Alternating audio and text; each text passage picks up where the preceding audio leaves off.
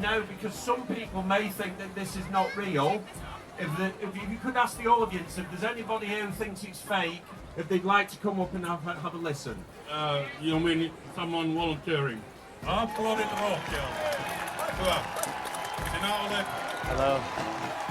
Laita tämä korva.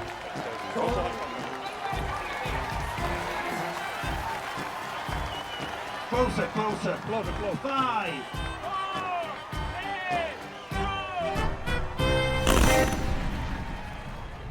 How did I get here?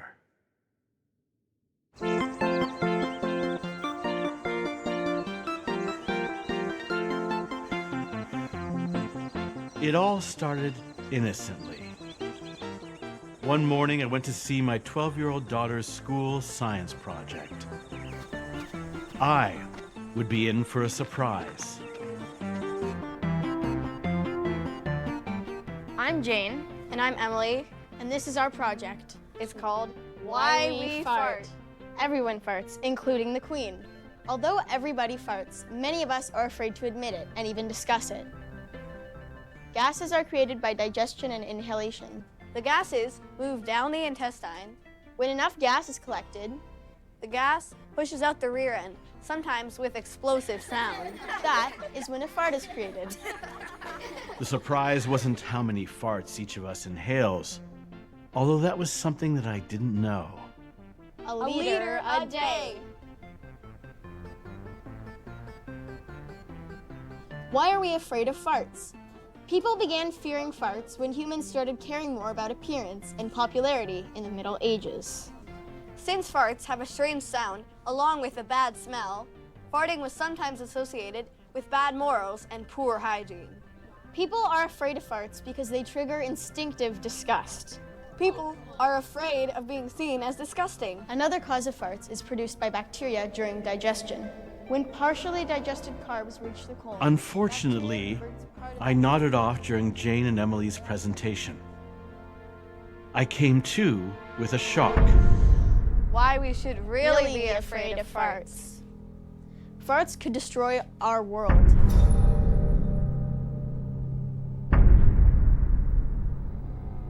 Seriously, cow farts are polluting our planet, and that could ultimately lead to the total destruction of all humans. The kids had stumbled on science that says that agricultural animals have a huge effect on climate change. Along with the CO2 pouring out of our cars, factories, and airplanes, animal gas is rapidly contributing to a situation that increasingly smells like oblivion. Are we all gonna die because of farts?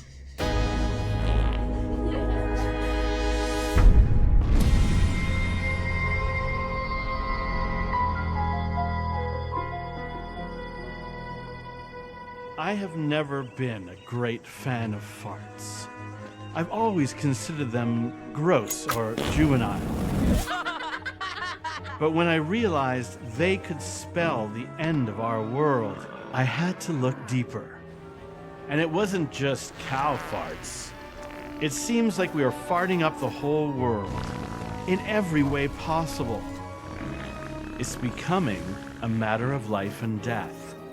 If not for me, for the kids. Maybe it is finally time for us to face our own emissions.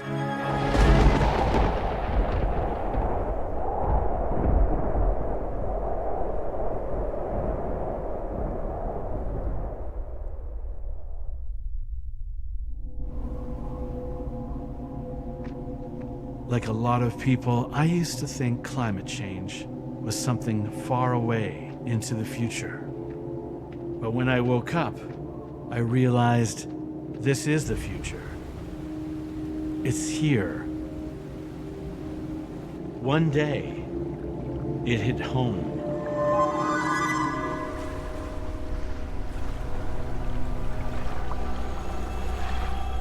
A sudden, exceptional rise in temperature would produce dramatic flooding all around me.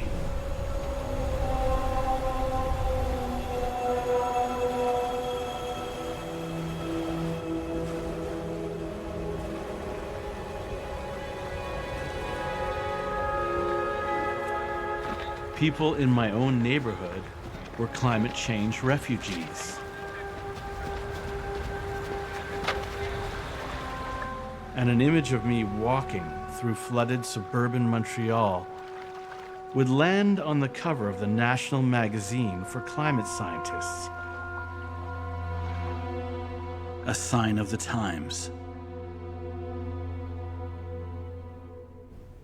This is a science fiction movie, absolutely. You're part of the science fiction movie. I'm part of the science fiction movie, so I hope I'm the good guy. We're filling our atmosphere full of farts. Yes, we have stink up the whole world, but we have no means to realize it. Dr. Mojeev Latif is one of Europe's most prominent climate scientists. So carbon dioxide is invisible. It's a gas. Gases are invisible, okay? We can't smell it. We can't hear it.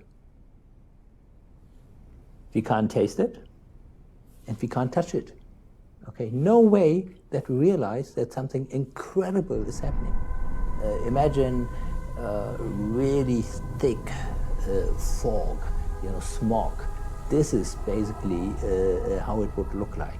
People don't really see what they are doing. I mean, for carbon dioxide, imagine that carbon dioxide would turn the atmosphere brownish, our air brownish. I think people would immediately understand that something is happening which should not happen, okay? And then they would be willing to cope with the problem and to do something about it. But this exactly is not happening. We are having no sense for what's happening, and that's the problem.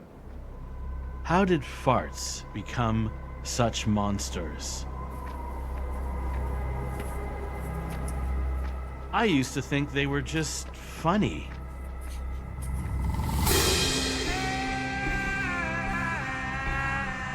The earliest known joke, dating back 2,000 years from ancient Samaria, was discovered in modern-day Iraq in the 1990s. It was, of course, a fart joke.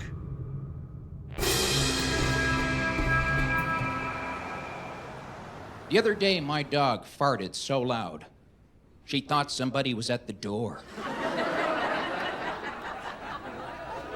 There's no unofficial rule of telling fart jokes or not telling fart jokes, but here's some things to think about. Fart jokes are considered low humor. What does really low humor even mean? I think it's class-bound.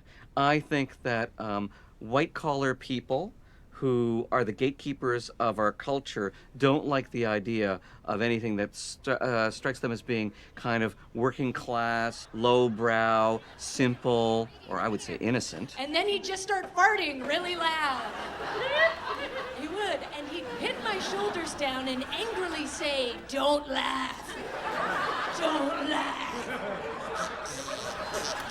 Don't you be selfish and ruin this for me with your laughter." Well, it's sort of like a power chord. When a musician plays a power chord, it's pretty simple, but it's raw and effective. And so is a fart joke.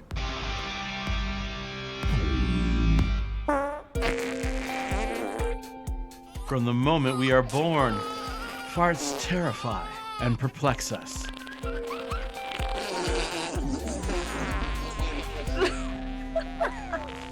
Then you are probably doing it right now, I don't know, because you're doing it with your butt. Body, it goes without. Julia Enders, gastroenterologist and science writer, is probably the closest thing to an expert on farting. Definitely have farted many times in my life, and if there is one person that tells you they haven't, I would not invest money in them because they're not being honest. I think not many people know exactly how farting works and how it takes place, and the actual just basic mechanism behind that is that there are many bacteria in our gut, and they do many helpful things. They nurture our gut cell walls, they try to keep everything clean, they detox some stuff, even produce vitamins, all kinds of those things. But then they also produce some gases, just like us humans do on planet Earth, we also do that. So do they, we're sort of their world. So when they produce those gases, they can sum up, and then they will have to get out somehow. And they do this by going to the end of our gut, where there are two muscles. And there are some sensory cells that will analyze, oh, what's been delivered, oh, this is gas, and then they'll tell the brain, and then the brain can have like a final word on this and try to hold it back when it wouldn't really work with our surroundings at the moment, or they can just be like, oh, all right, let it go. Early in my life, I think my relationship with farting was like most others. I would be embarrassed if it would be in big groups. I would really try to hold it back then.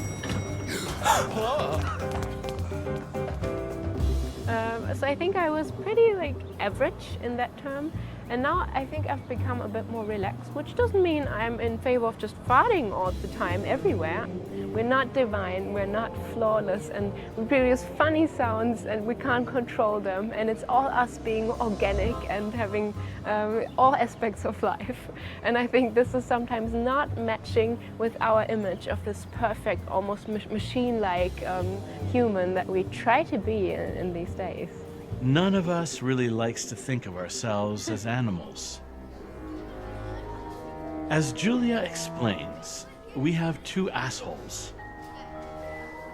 As a fart travels down the intestine, it must first pass through a portal that opens unconsciously, putting pressure on the next portal. This is where things can get tough, as there is only one door that stops us from letting a fart go into the world.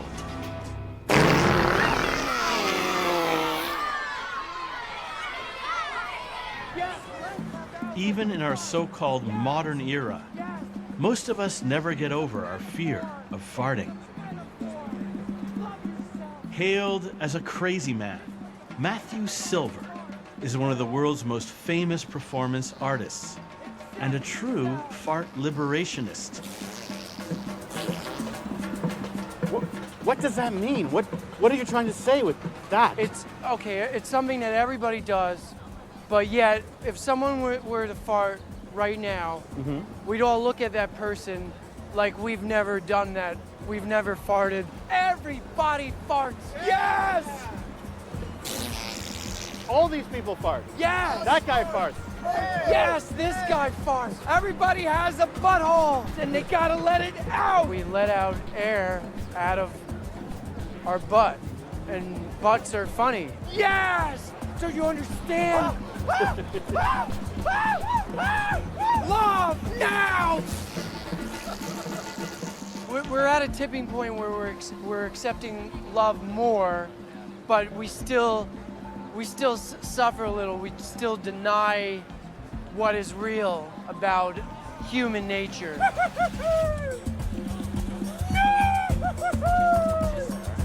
We're like animals, but we're not like animals too. We're divinity.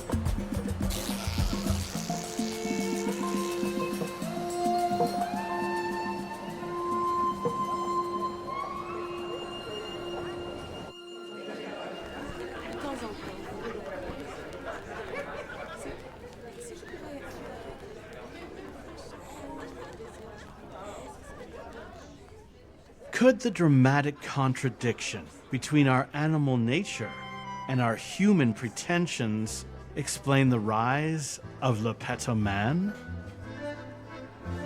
Here was a unique performer who would be celebrated far and wide for his ability to fart at will.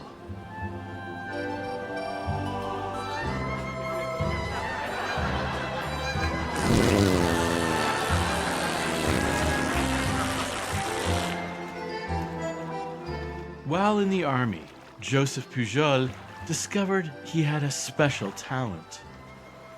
He was able to draw air or water up his anus as easily as he could breathe.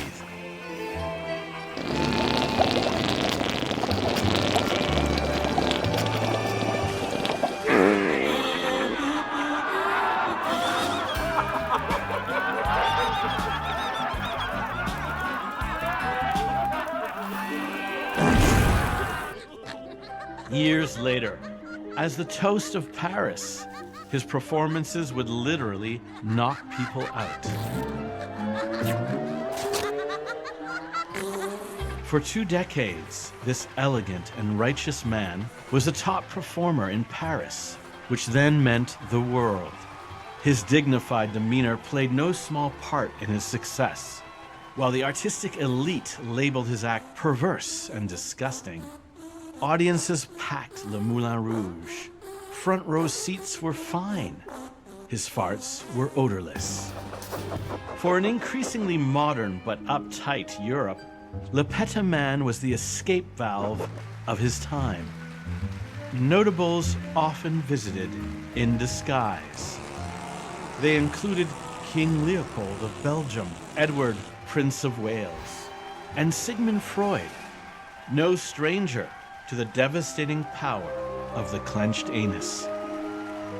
When Le Petit Man stopped performing at the beginning of World War I, the glory days of paid public farting were over.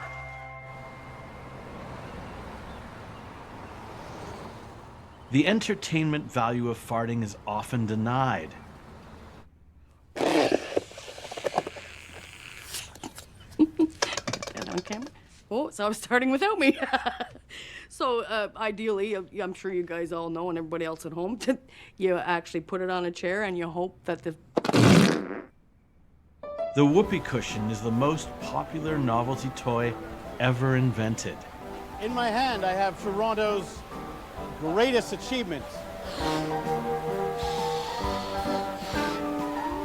Would you like to try it? You have to do it. I'll do it first. Okay, so it's very easy to do. The technique is you put the cushion down. But many people here don't even know what this device is. Okay, here we go. Why is it funny? Why is it funny? Because there is a sound. Yeah, the sound is funny. It's not. Yeah, give it a shot. Astaghfirullah, what is this? Are you ashamed? Toronto, you made this. You made this, Toronto.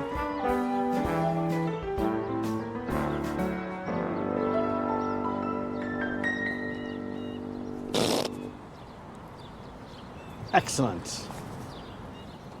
Hi there, good afternoon. Hi. So if we were to build a plaque, where do you think it should go? I don't know. Right there. Right there? On Betty's door. No, she lives in the wrong Because- place. Years ago, because I worked there. She worked there. No. I worked there. It was a rubber plant right there.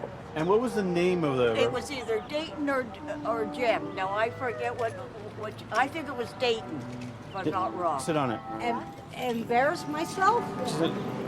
What are you going to do, Mark? You're a movie star now, too. You broke it. Why did you blow it? Shame on you. Shame on you. So, what do you think of this? What do you think? Did you sit on it, Don? We all did. What's it supposed to do? We'll find out. Well, it's safe. It's entirely safe. I did it. Bart did it. Betty did it. Sit down, Meg.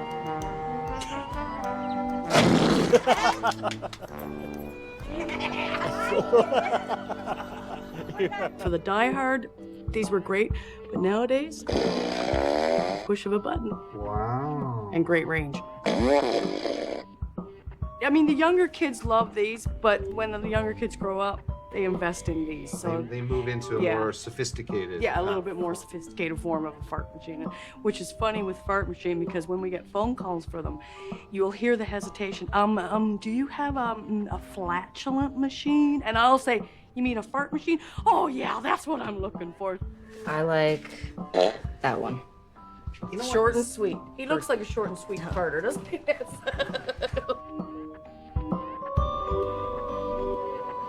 They may be funny, but farts are so mortifying, they can make or break a budding romance.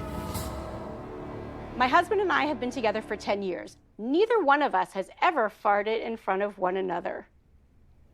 Not so sure. And I was doing a lot of writing, a lot of articles for other outlets and venues. And wouldn't you know, the piece that I write about farts is the one that goes the most viral of any post I've ever written. Comments on Facebook were so great that I had to copy and paste them. Nope, I've been married for almost 10 years and I still try to hide it. And like, yeah, I have a hesitation. Like, I don't want to be known as the fart lady. This is disgusting. Have you no respect for anyone with about 10 question marks? Flatulence has been a serious obstacle in human relationships for a very long time. The story of Abu Hassan is an eternally popular tale from the Arabian Nights. A wealthy and powerful merchant, Abu Hassan is devastated by the death of his beloved wife.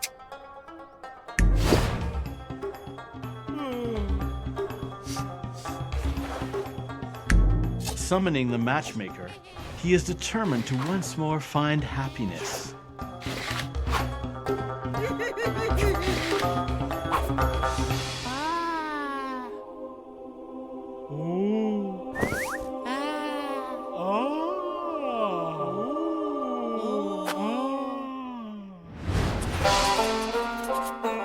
The wedding is the event of the year.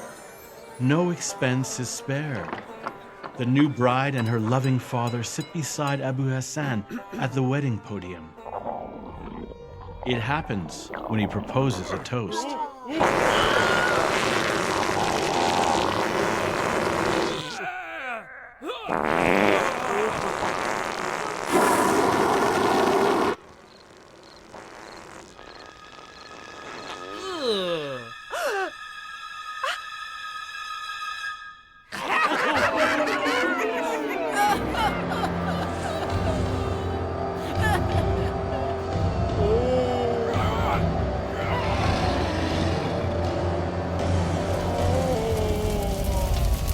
Never had a girl that I was interested in that I ever even approached that subject.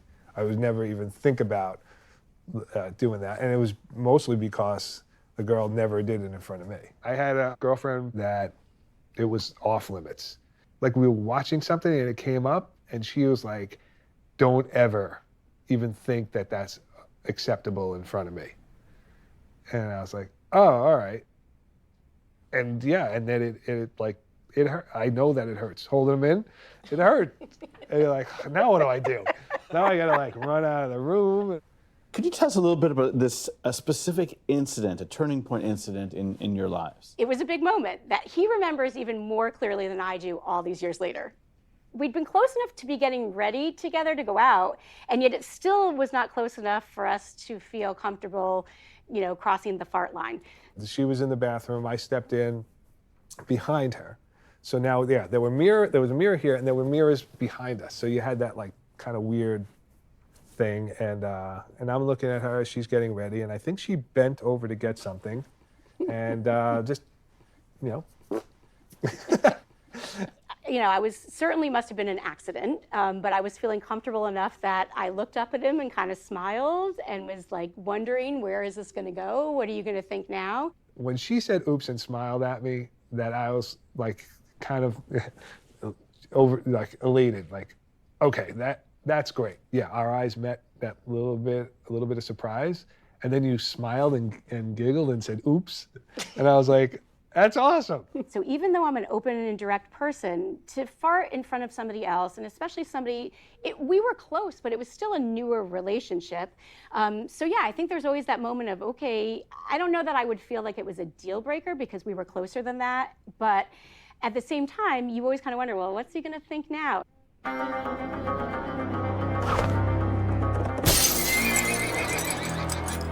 Overwhelmed by burning shame, Abu Hassan flees his home city and journeys far to the east.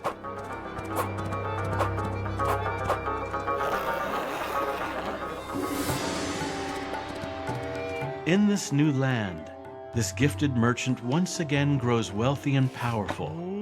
But one day he tastes a fig from his former homeland. Ooh.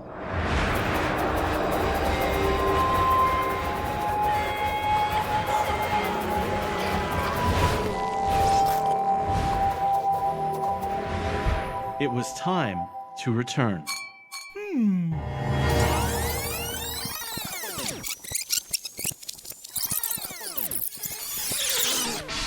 Unfortunately, shame, like a fart, lingers. was I born, Mama?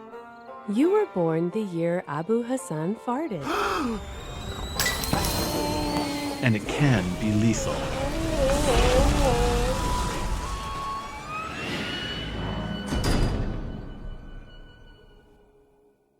You got to find somebody you can fart in front of. That's the moral of this whole story. A perfect marriage is somebody you can fart in front of. Yeah, that's our, you can write a book on that. No, I don't want to be the fart lady. There is so much to hate about farts. They stink. And now they're everywhere. Soon, at the rate we're going, the entire atmosphere will be one big fart. But what if I'm wrong? What if farts aren't all bad after all? What if inhaling farts is actually good for you? Anywhere I go, and people blame me for the smell. In the corridor, if nothing happened, they just smell something abnormal. They said, oh, that must be coming from Dr. Wang's lab. And that lab produced all those fart gas and things. I constantly defend myself. It's not me. Next guy, but it's not me. But useless. So to the point, I give up. I said, yes, we are starting fart, and you cannot live without fart. When a patient has a heart attack, can we give the patient a bag of fart, and so that the patient can be resuscitated, right? Sounds crazy, but not that far from the truth. Welcome to the Fart Lab. Here, farts don't poison people.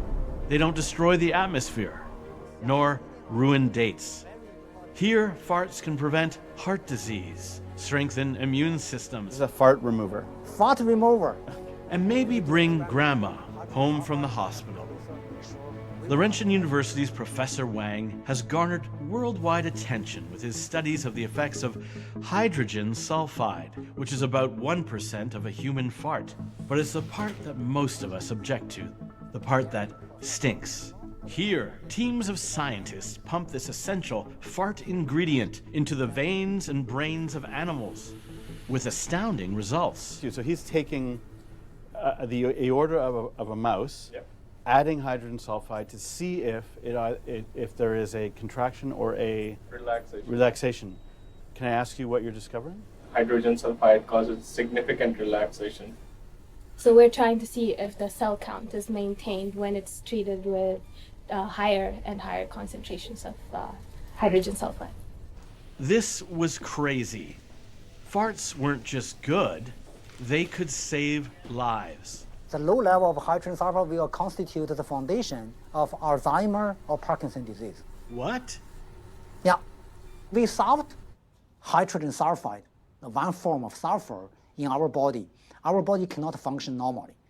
And that phenomenon and that observation can extend it from hypertension to cancer to our neurodegenerative disease, even that affect our sperm production. The way we fart is a reinforcing signal and tell us hydrogen sulfide is always with us. To understand the revolutionary aspect of Dr. Wang's research, we need to go back in time to the emergence of sulfur-based life forms. While we have evolved into oxygen-based life forms, we still rely on our sulfur metabolism. That's why exposure to trace amounts of hydrogen sulfide is healthy, says Wang. Just as hot springs have long been renowned for their life-giving properties, breathe deeply. That rotten egg smell turns out to be the fragrance of good health. And we produce sulfur, and we live on it. We eliminate sulfur production, and actually it's hydrogen sulfide production from the experimental mice. And those mice developed hypertension. When a patient has a heart attack, now what we are doing is we try to using the old trick, which is hydrogen sulfur-based energy production, and give that to our patient, so that during that 5 or 6 minutes time, hydrogen sulfur can replace oxygen and save our life. Just give a small bag of fart gas, which is hydrogen sulfur gas, within the physiological level, you can resuscitate the patient. Wow.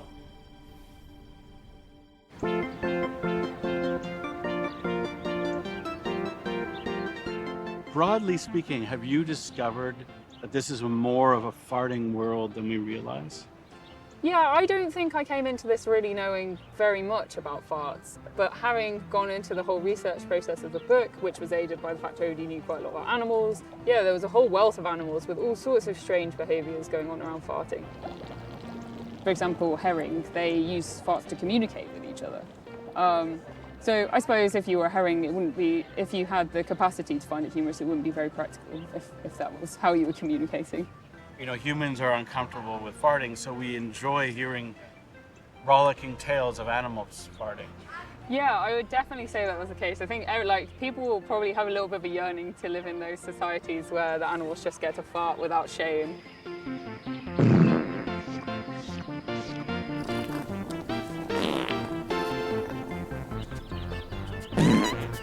We know for a fact that termites fart, and they do produce quite a lot of methane, especially for their body size, because they live in such huge colonies.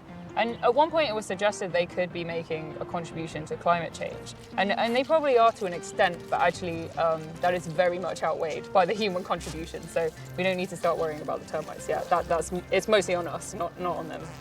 When we went through the process of writing the book, there was actually quite a few allusions to climate change and farting. For example, kangaroos were thought not to fart very much, and they thought at the time cows are farting out all this methane, and kangaroos don't really fart. So what if we put the gut flora from a kangaroo into a cow? Will it stop the cow producing as much methane? But actually it turned out kangaroos do actually fart quite a lot. About the equivalent to if a horse was the same size as a kangaroo. So that plan was abandoned, and kangaroos were not the answer to climate change in the end. So that's a medium, that's a good cow, yeah, that's the green cow, you see? This is what you consider to be the best. But this is only, of course, valid for the German Holstein cows. Particularly for this kind of cow, okay. Yeah.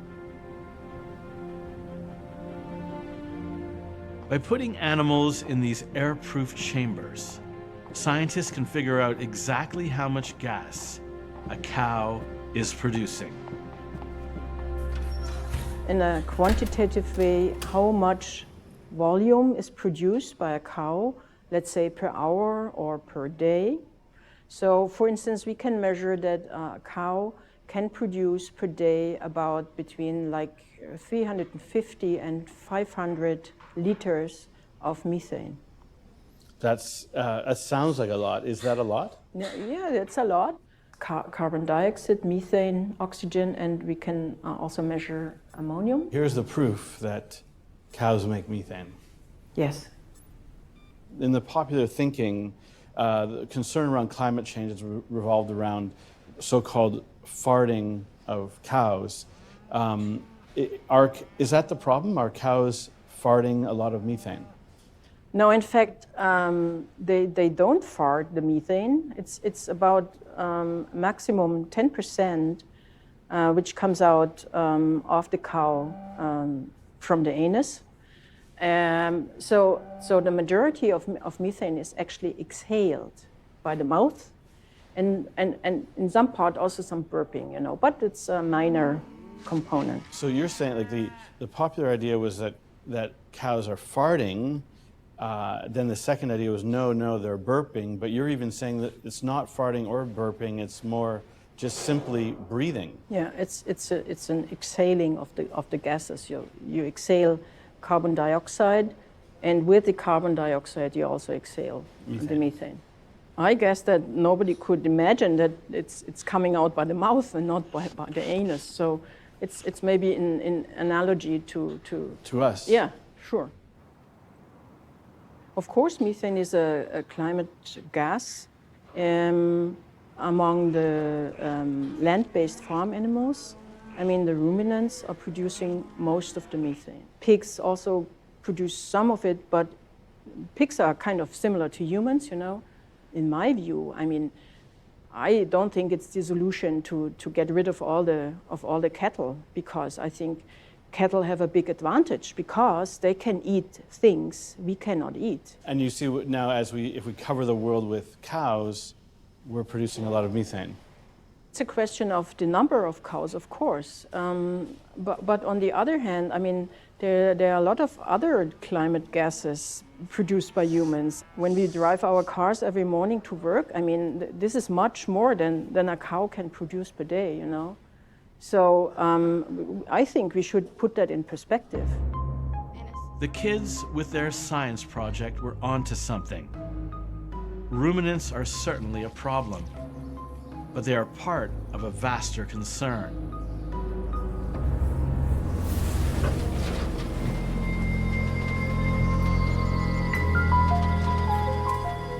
The thing about methane is that it's many times more lethal to the Earth's atmosphere than the carbon dioxide pouring out of our cars, factories, and airplanes. Add to animal farts the climate change monster lurking beneath us. A long-term study by a group of German scientists reveals the melting permafrost of Siberia has the potential for a methane fart bomb. A release so overwhelming to our human ecosystem that the result is unthinkable. Mother Earth is ready to let one go. And if she does, let's say that we're in trouble. So we are in the large peatland which is called Himmelmoor. So that's like heaven's bog.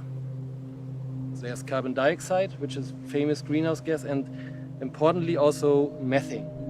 Methane is about 30 times more effective per mass as a greenhouse gas. All these climate models, global models, they do not include permafrost at all. And that How could they forget permafrost? Difficult to implement. And of course, these are huge amounts of methane in the solid state in these class rates. And if this would be destabilized, that would be a huge peak of emissions to the atmosphere. It's deep below the ocean.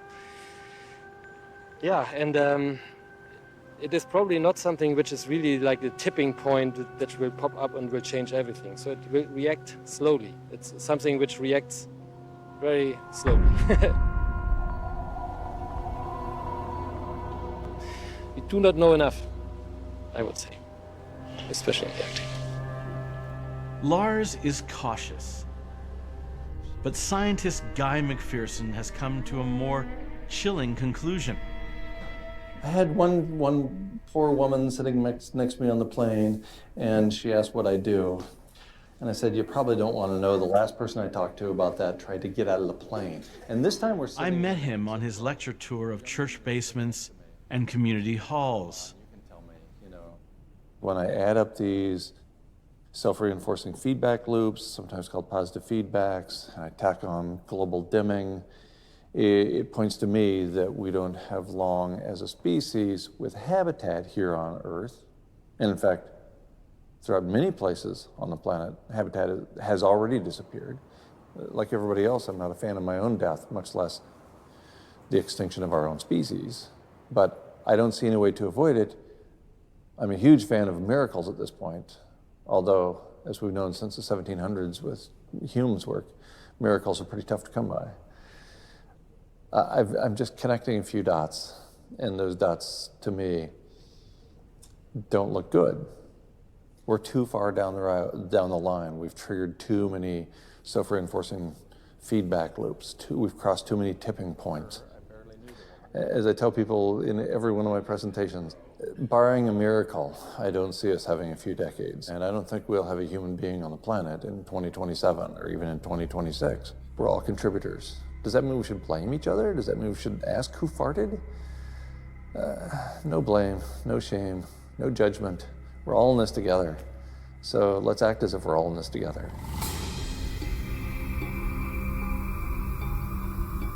While Guy says we're all going to die, and soon, mainstream climate scientists with data at their fingertips aren't quite so dire.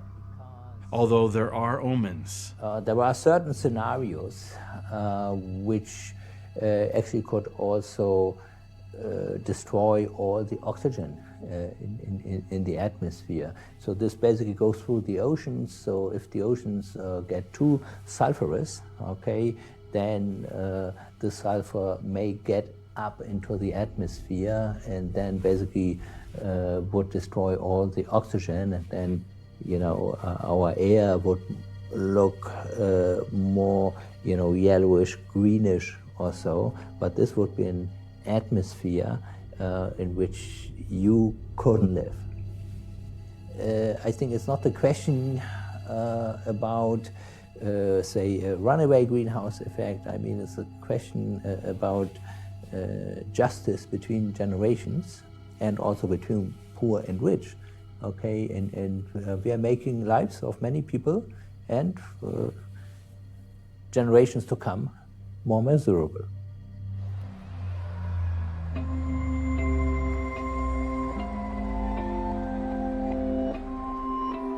Is this all a dream?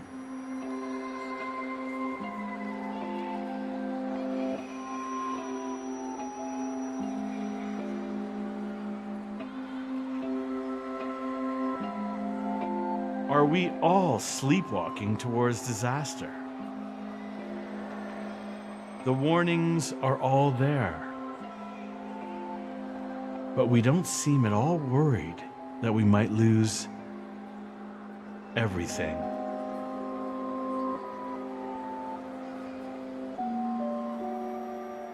While our only world fades away.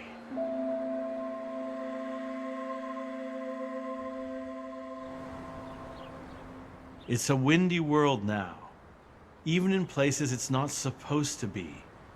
Not long after the flooding, a tornado blew through close to where we live. I mean, it was raining, it was thunder, lightning, and then all of a sudden just big black clouds and stuff flying everywhere. Basically Armageddon. Armageddon? Oh. All the cloud go from this side and go from this side.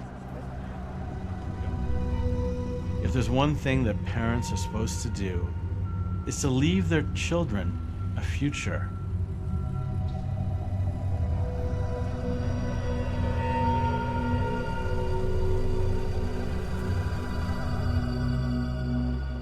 I have wired an instinct to be afraid of stepping in dog shit, which won't kill me. But I have barely any instinct at all to avoid being killed by climate change. That's right. Am I a professor of disgust? I think descriptively that's very accurate. I am a professor of psychology who just has happened to study this aspect of human psychology for so long that I might as well just be called a professor of disgust at this point. The fart is a rather unique thing. You can't catch a disease from a fart as far as I know.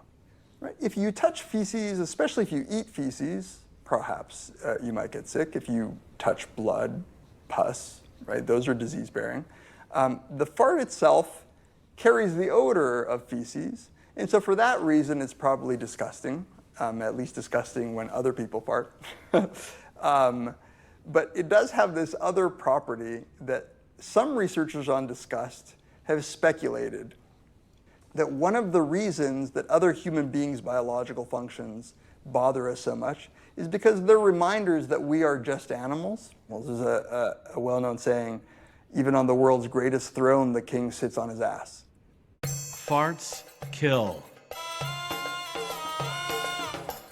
Soldiers, I've been sent by King Aprius. If you remain loyal to him... Oh.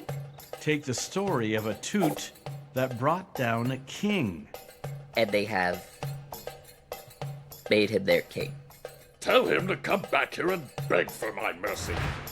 In ancient Egypt, a rogue general farted at the king. And he demands that you come back and beg for his mercy.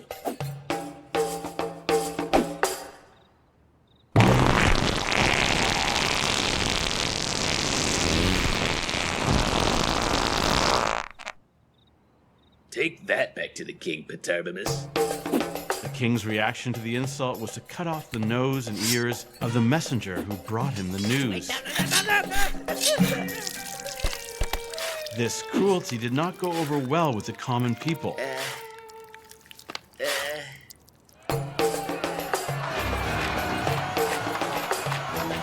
The emissary would never hear a fart again, but the king would die. Are you saying I did? Fine, fine. The people will decide. In Jerusalem in 44 AD, at a feast, an irreverent Roman soldier farted in contempt, resulting in a riot that killed 10,000 people. Farts are hell. Looking back, it's not hard to find history's one sure flatulent villain, an inhuman entity who has always wanted us to fart ourselves into the abyss. Clearly, he can only be talking about Satan. You believe, and you're not the only one, that Satan essentially farted his way out of God's grace. There's an important scene in Paradise Lost, which is right at the beginning. The epic poem opens up just as Satan has fallen and he's awaking in the lake of fire, and he's bound in adamantium chains. The way it's described, it says he rears up from the lake of hell, so already there's some butt imagery going on. And the way it describes the waters parting with the mighty wind.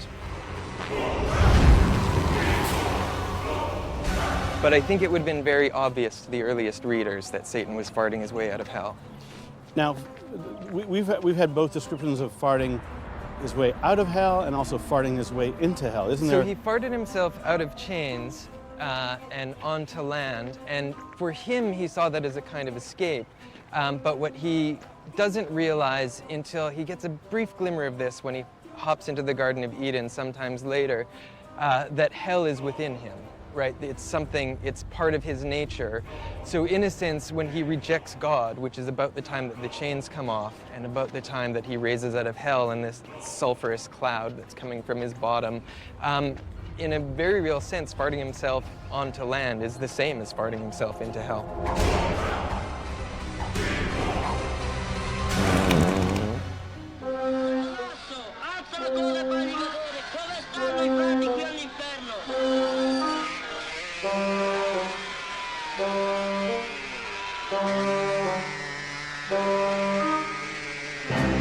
Then as now, Sucks bad. it is the devil who farted. Oh, also, check this out.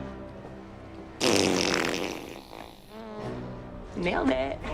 Is that almost Satan's dream? I think it's certainly a very satanic way for us to go. I mean, I think the origin of hell, the lake of fire, which is originally the lake of Gehenna, which was a festering, smoldering garbage pit that just smelled terrible. Are we as humans continuing Satan's project by virtually farting ourselves out of existence? That's certainly not something that I've ever thought about before, but that's an excellent way to put it. I think, with the global warming and there's toxic levels of methane in the atmosphere that we're creating, in a very real sense, I think we are continuing Satan's project.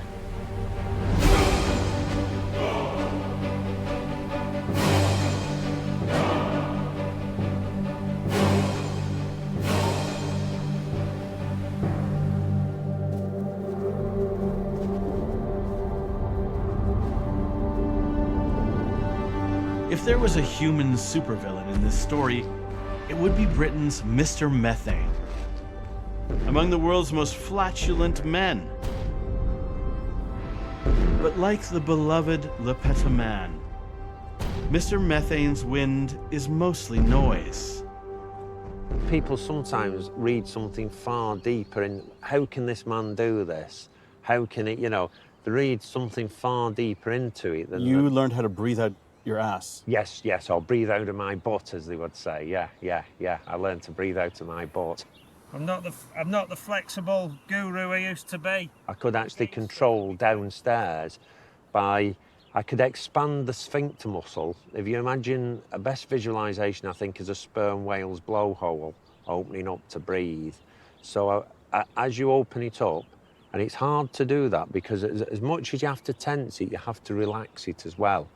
And then you raise your diaphragm and you draw air into your colon, then you close the diaphragm and then you push it out, and by contracting or relaxing the sphincter or bringing the buttocks into play or keeping the buttocks apart, you can alter the tone and the pitch of the colon cough, if you like.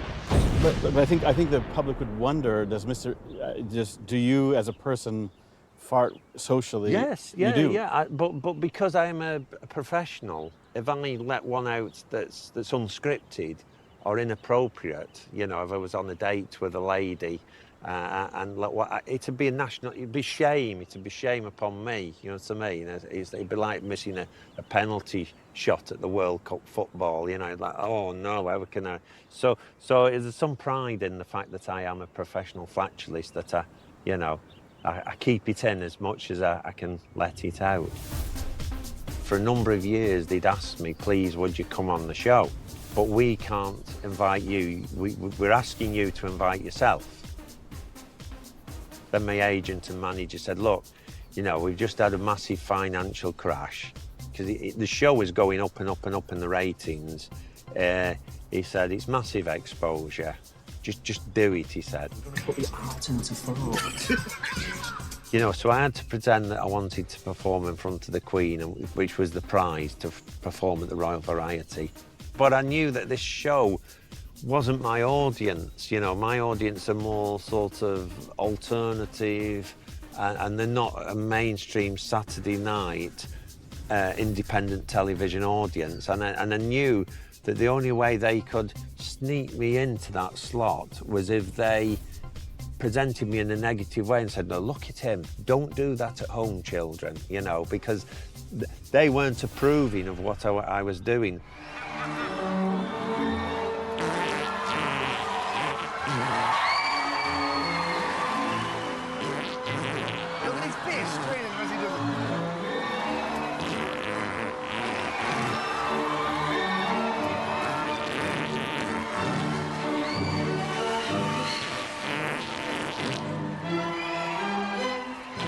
So they were almost saying, that's terrible, you know.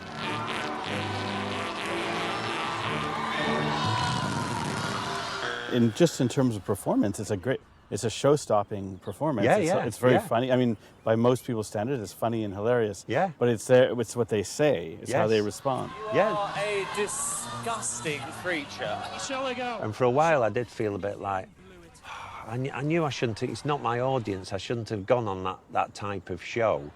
And a lot of people said, good on you, going on that show and farting in front of Simon Cowell, right at his face. Top man, you know, I want to shake your hand. Sometimes, why'd you bother, you know what I mean? He was such a negative. I thought, we'll just have to see. There was no guarantee it'd ever be broadcast. And I think a lot of the people who are watching the Got Talent shows are in that bracket. They're not comfortable within themselves. They're too worried about what others think, and so they accept the messages of Simon Cowell, who to an extent, I know he's got great wealth, but he's very much in that bracket. You know, he's rising from here and he's wanting to get up to there. You are a disgusting creature. Sure, Mr. Methane's plans to fart in the Queen's face were thwarted. Perhaps Simon Cowell is right. Humans are made of more divine stuff than mere farts. I've decided it is time to confront farts in their full horror. If farts are going to kill us, let us go to the place where farts are at their maximum.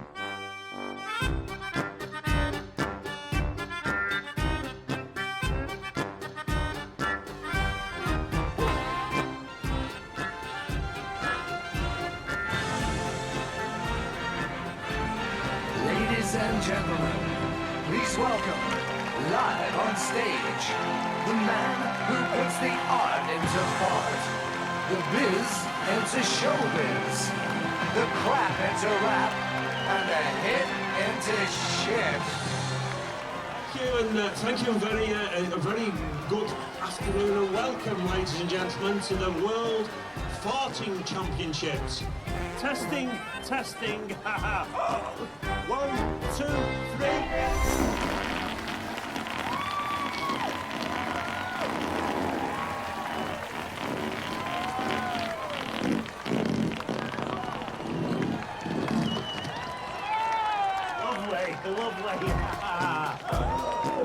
Joo, tämä on hyvin tuttua. Muistuttaa kovin paljon varmaan se, mikä tulee tuolta putkesta. Kyllä, yksi johon kerran on pakollinen. Ready!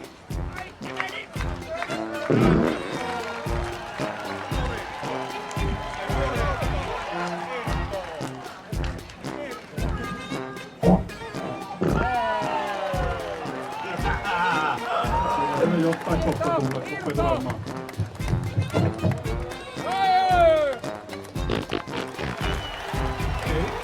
Itse asiassa sitä kakkaa ei ole tarvilla, mutta jos vähän ääntä lähtee, niin se kyllä auttaisi. No niin. Tuntuuko rennolta? Kyllä ihan rennolta, mutta vieläkään oikein.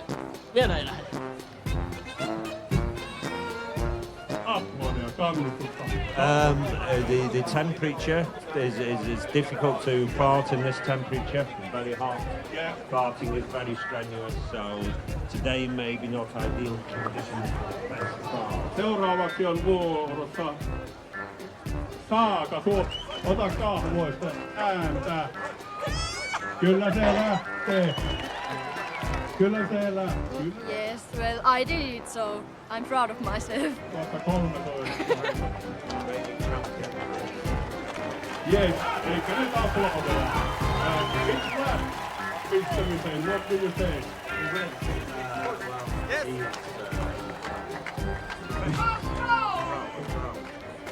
No time has done. Nothing has. Hyvä vlog, hyvä vlog. Kyllä sieltä jo. Liikaa paineita.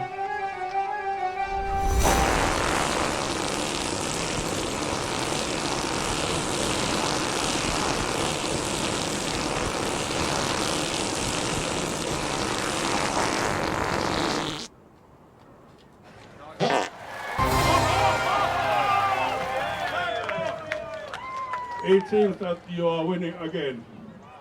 Wow. Only if no one comes and gets better. Let's see. France and Russia. Combine. No niin. Fortunately, there are some risks in this kind of stuff because once again you risk to shed your pants, but if it works, it works. So once again, thank you very much for your attention.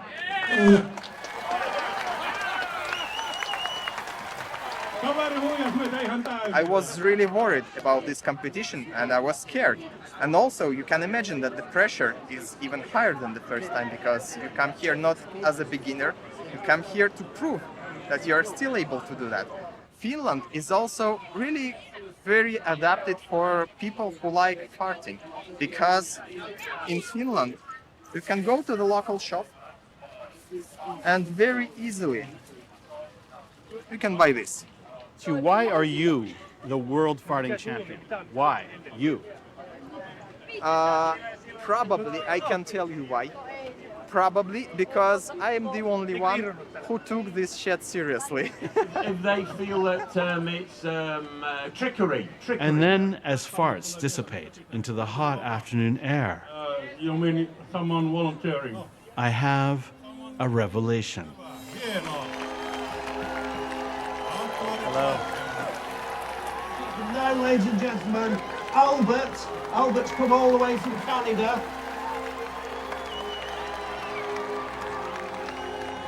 Bonjour. Bonjour, Monsieur Albert.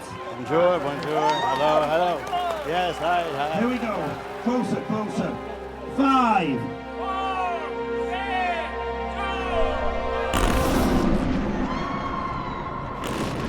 Suddenly, I can see it. Really thick fog, smog. This is basically how it would look like. Climate change. It has been here the whole time, but I had no way of seeing it. If we can't see climate change, we won't do anything about it. But now, my eyes are wide open.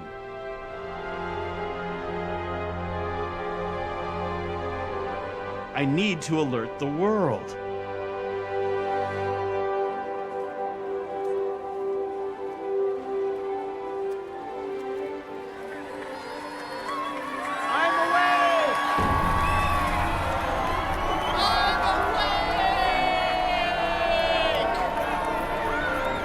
I am really, truly awake.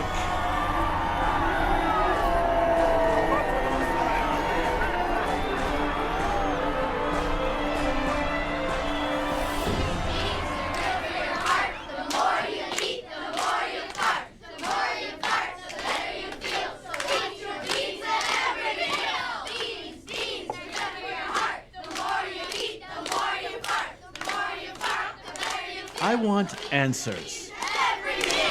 Who farted? I mean, really, who farted? Is it the cows, the pigs, the sheep?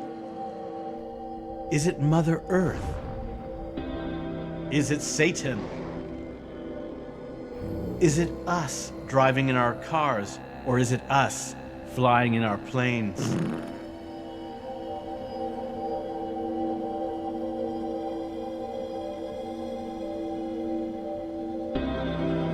Is it your fault, or is it my fault?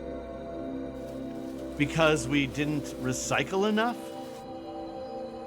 Just 100 companies, most in the business of extracting fossil fuels, have been the source of more than 70% of the world's greenhouse gas emissions since 1988.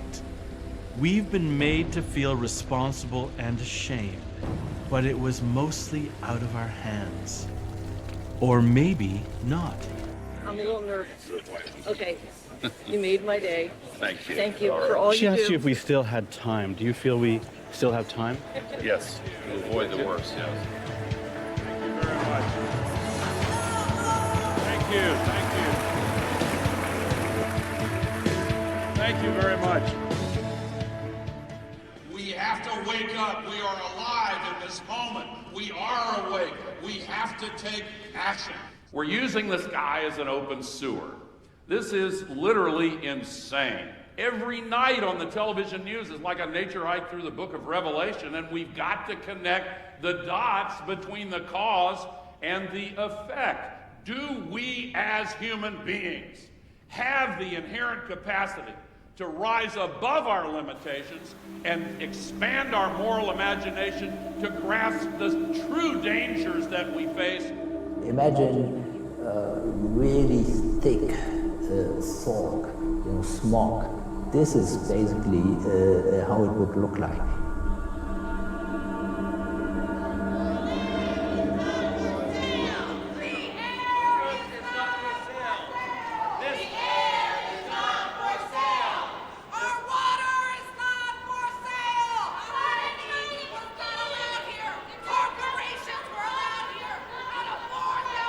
We are here today because we cannot wait any longer.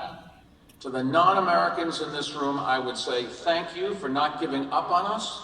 We're going to get there. I'm convinced of that. And we're going to do it no matter what obstacles Washington tries to throw in our way. Because transitions take time. We've been on fossil fuels for a really long time. We've all benefited from them. And making our way out of them is hard. But a losing proposition is not supporting governments that are trying to do hard things. This is just logic. Logic. We're living in a very strange world, folks, where logic doesn't have the impact it used to have, where facts, you can't even build in our political structure a basis of what is a fact. Powerful people have lots to say, but I'm looking for action.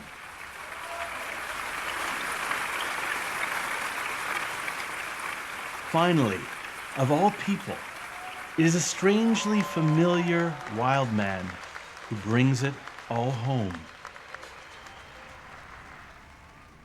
This is what we need to do. We need to include nature in every corporate, state, and national climate goal. put in place the plans, the timetables to meet those goals. Invest in mangroves and tropical forests in the same way invest in renewable energy.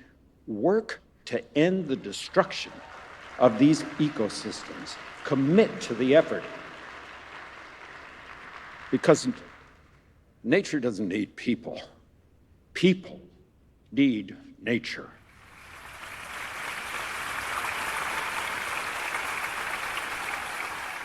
This is the core truth. If we are to survive on this planet, the only home any of us will ever know, for our climate, for our security, for our future, we need nature. Now, more than ever.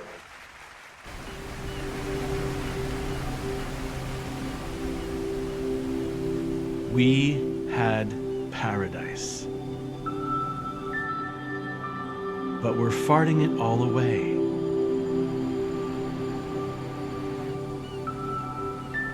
So let's turn off our phones, let's roll up our sleeves, and let's kick this monster's ass.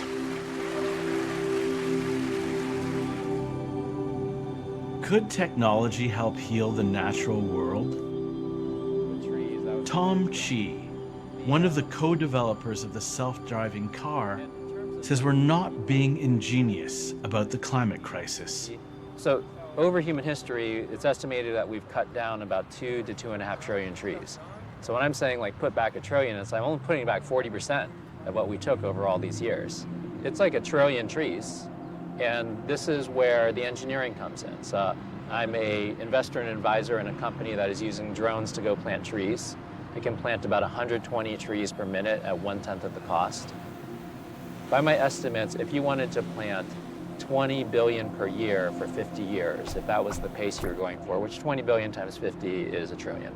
So then you would need about 9,000 drones operating 200 days per year. That doesn't sound too crazy, right? In terms of like the scale of hardware manufacture, these drones are not more complicated than a cell phone.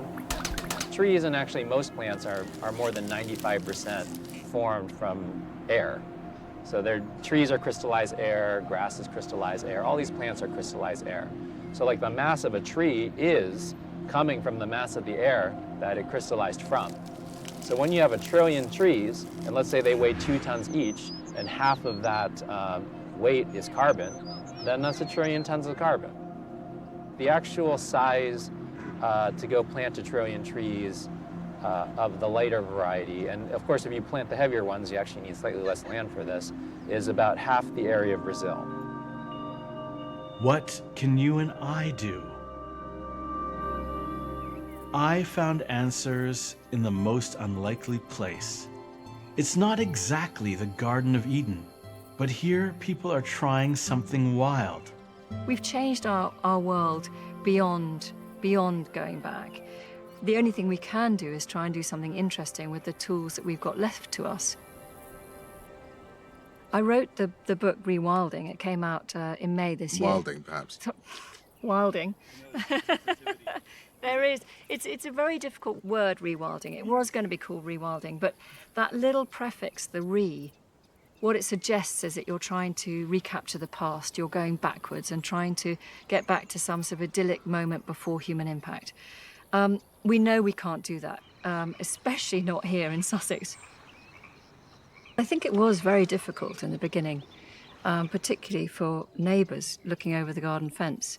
And, you know, they'd been used to this very manicured landscape and the downs in the distance. And suddenly you've got thorny scrub popping up, you've got thistles, you've got ragwort, things that, you know, the British absolutely abhor, wildflowers, weeds. It's really shocking, particularly if you're just letting things go. We are living in a desert, really, that is denuded, and there is a sense that a yearning for wildness again. And I think people are beginning to find that here.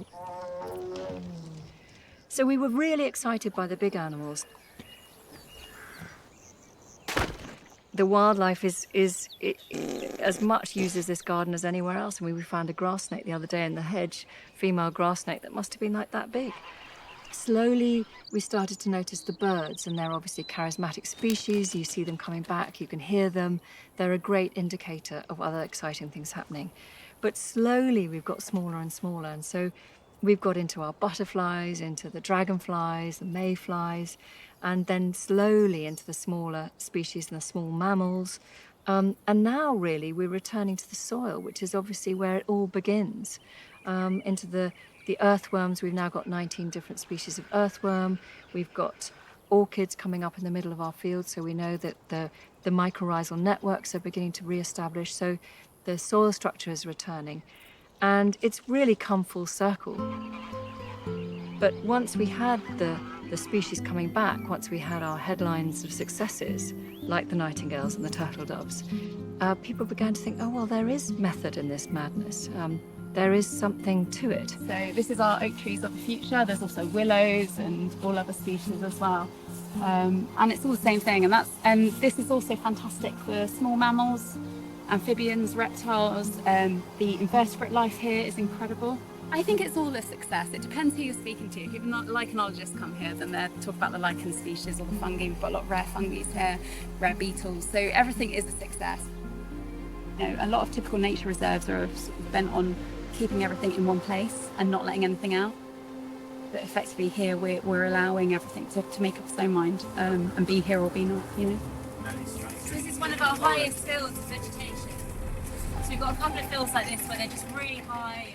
To me, anyway, this is probably my opinion of it, it's simply stepping back and allowing nature to function and creating resilience as well, especially in times we are now with pests and diseases to worry about, invasive, non-native species, people, impacting the environment, climate change. There's so much going on. And I think if you can have an ecosystem that's allowed to function, allowed to develop naturally, then it's got more chance of surviving. We were astonished by the speed with which it came. It's been a transformation for the estate. And people are coming in their droves. I mean, we've been completely inundated, and this year we're sort of dazzled, really, by the amount of people who've found us, because we really are the only place in lowland Britain that is doing this. And we're just beginning to understand how wild spaces affects us, psychologically and mentally and physically. We have to address these problems, and it's amazing how many boxes rewilding ticks. And obviously carbon sequestration is a huge tick. Nature bounces back given half a chance. We're looking at a cow farm, in effect, and the difference here is that rather than it being controlled and structured in a traditional way, you've allowed it to rewild. Yes, absolutely. We're on a tiny scale, and so if you can demonstrate the sorts of results that we're having on this sort of scale, wow, what about giving a little bit more space? Here, people are just letting things go. Trees are growing. Animals, birds, and flowers are making a comeback. Here, the cows produce less methane because they run wild. And this concept is catching on around the world. Vast rewilding projects are being proposed on nearly every continent. Are we all going to die because of farts? We don't know yet.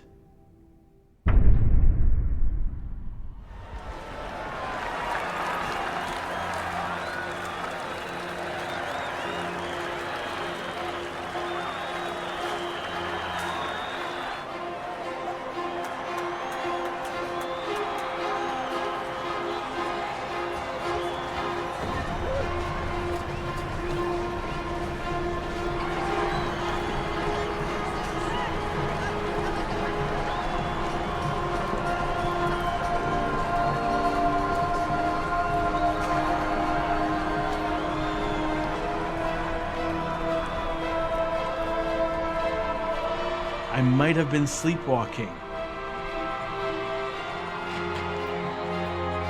but not anymore.